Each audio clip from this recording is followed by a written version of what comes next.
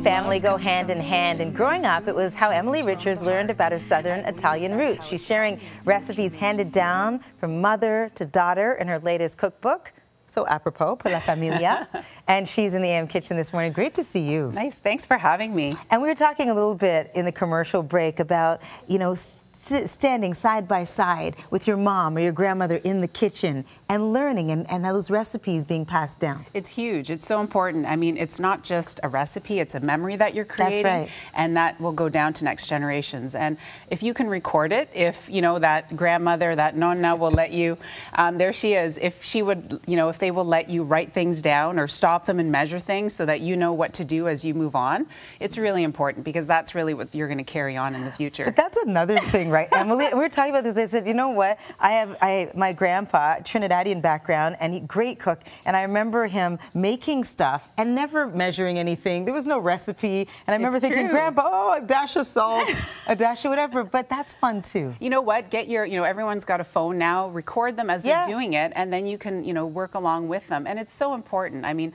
yes, they might forget to add a few things purposely so that you can't make it, but you know what? Keep working at it, and it will definitely come through. So what are you working on here? You making some polenta? We're making some polenta. This is a really nice comfort food, and we're going to top it with a little bit of sausage and rapini, two of my favorite flavors. This is actually homemade sausage. I convinced my dad to put the sausage, our family sausage recipe, in the book, so it's really nice. That must have taken a lot of convincing. Well, we had to measure the salt first by hand, and then we had to put it in a measuring cup. It took a little bit of time, but well worth it. And all you want to do is fry it up, which is what I have here. And then we're going to add a little bit more flavor to it. We're going to add lots of fresh garlic and a little bit more heat. Of course. Hot pepper flakes. So the sausage already is a bit spicy. It is. I can see the heat already in it. And if you want, you can use a mild sausage. You don't have to add. Oh no, add the Emily. Oh no. And then this is rapini, one of my favorite vegetables. I love rapini too. So this was just blanched for about 7 minutes, and I chopped it up. Yes. And then all you have to do is kind of stir this up so that it gets nice and crispy. So while that's cooking, you're going to work on the polenta. To me, this is like mashed potatoes. It's Italian mashed potatoes, which is what I love. So this is chicken stock, vegetable broth, whatever you want to bring. For good flavor. It is, for sure. And then we're going to add a little bit of cornmeal. So you want to whisk it in at first, just so that you don't get any lumps.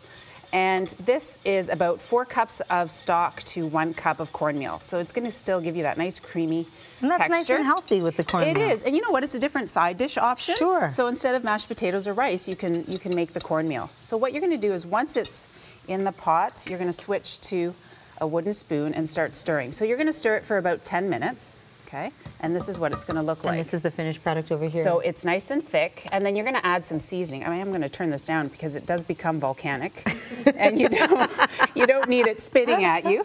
But then you're going to add a little bit of flavor. So some nice fresh Parmesan cheese. You can never add enough Parmesan. A little bit of green, some parsley, but you could add a little bit of garlic to this, some other fresh herbs. And then you just mound the sausage and rapini on top of here. I'm watching you even just stir that, and you're doing that with love.